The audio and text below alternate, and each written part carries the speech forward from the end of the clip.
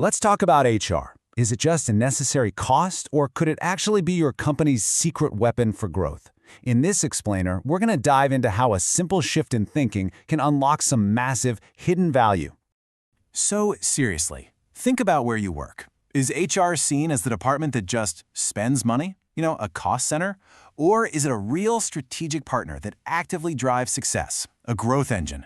The answer to that question? Well, it changes absolutely everything. And here's the crazy reality. Companies are spending billions every single year on people initiatives. We're talking training, culture programs, wellness tools, the whole shebang. But here's the catch. The vast majority of that spending is just a shot in the dark. There's little to no idea of its actual impact. So this huge disconnect, it brings us right to our first section, what we're calling HR's strategic blind spot. Okay, imagine this.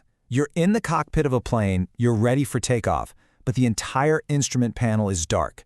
No altitude, no speed, no fuel gauge, nothing. Would you fly that plane? No way, right? And yet, this is exactly how so many businesses approach their people strategy. They're investing millions of dollars completely blind, with zero data to guide them. So, what do we even mean by a people strategy? Well, it's not just some fuzzy, feel-good concept. It's a core belief. The belief that every single investment you make in your people should directly and measurably improve business performance, boost engagement, and deliver a real, tangible ROI. And this is where you can really see that perception gap in action. Get this. While almost half of business leaders say they see HR strategic, only 27% of the C-suite, the top brass, believe HR is actually driving revenue. See the disconnect? There's a huge difference between saying something is important and actually seeing its financial impact. And that strategic blind spot, it leads us right into our second point, the high cost of guesswork. Because let's be honest, when you're operating without data, you're not making strategy, you're just guessing. And that guesswork, it has very real and very, very expensive consequences. You see, strategy without evaluation is just, well, it's guesswork. The real problem is that a lot of leaders don't even recognize the warning signs of a failing strategy. So let's look at a few of these big red flags. All right, here's the first red flag, and honestly, this one's a stunner. 84%. That is the percentage of HR projects that completely fail to meet their objectives. I mean, just stop and think about the wasted time, the wasted money, the wasted effort behind a number like that. It's staggering. So you might be asking, why is that failure rate so high? Well, it's pretty simple actually. It's because only about 30% of HR investments are ever evaluated for effectiveness. We're launching these massive, expensive initiatives and then just never checking to see if they actually worked. And this lack of impact, it completely erodes employee trust. Think about it. After sitting through countless mandatory training sessions, only 20% of professionals actually believe that all that compliance and ethics training leads to any real change. And let me tell you, when your team doesn't believe in the strategy, it's already failed. So this really leaves us with a crystal clear choice, right? On one hand, you've got strategy by guesswork, which pretty much guarantees wasted investment, failed projects, and tons of missed opportunities. On the other hand, you have strategy by evaluation, which leads to proven ROI, effective programs, and real strategic growth. I mean, the choice seems pretty obvious, doesn't it? Okay, so how do we get on the right path here? That's what brings us to Section 3, Unlocking HR's True Value. The solution really boils down to this simple but incredibly powerful idea. Stop guessing, start measuring. It's a fundamental shift in mindset, really. It's moving away from just hoping for results to actually proving them with data. And look, this shift isn't just for the HR team. It benefits the entire organization. CEOs and COOs, they need to see a business impact. HR leaders, they're under massive pressure to show ROI. Legal and compliance teams have to mitigate risk. And of course, boards and investors demand measurable outcomes.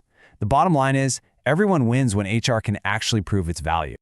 Okay, this all sounds great in theory, but how do you actually do it, right?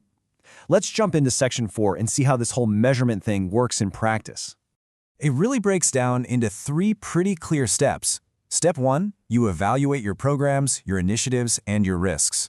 Step 2, you measure the tangible outcomes and track that all-important ROI. And finally, Step 3, you deliver that clarity and you do it fast to the people who actually need to make decisions. And let's be clear, the goal here isn't just to create a bunch of complicated dashboards. It's about finding the truth. It's about exposing what's working so you can double down on it, what's not working so you can stop wasting resources, and, crucially, what's putting your business at risk before it's too late. So, what does this actually look like in the real world? Let's find out. We're going to explore the results in our final section, the impact of clarity. Okay, check this out.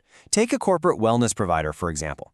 By actually measuring their programs, they were able to prove a direct link between what they were doing and real increases in employee engagement, performance, and retention for their clients. Now, that is how you turn a so-called soft benefit into a hard business result. And hey, this approach isn't just for private companies.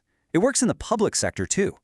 For Chesterfield Fire and EMS, a data-driven evaluation uncovered strategic gaps they just never would have seen otherwise. And the result? A measurable improvement in employee satisfaction and, just as important, the confidence to make decisions backed by real data. And about the nonprofit world, the YMCA used this exact same approach to give its diversity, equity, and inclusion strategy the credibility it desperately needed. By showing leadership the cold, hard data, they were finally able to link their DEI efforts directly to positive business outcomes. And that, my friends, is an absolute game changer. So all of this really brings us to a pretty powerful conclusion. When it's managed with data, your HR department can be your organization's single strongest asset. But when it's just left to guesswork, it can quickly become your biggest risk. So we'll leave you with this one question to think about. What is the hidden ROI that's just waiting to be uncovered in your people strategy? Thanks for joining us.